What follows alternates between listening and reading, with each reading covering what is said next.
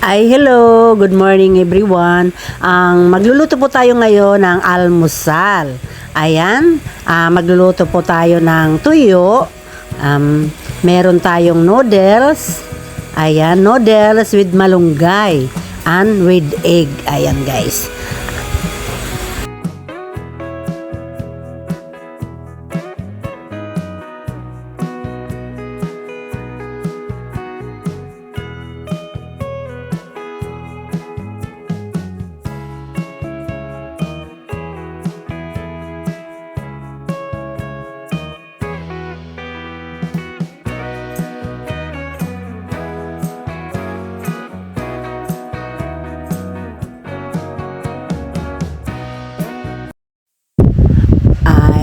Let's go! Kain po tayo.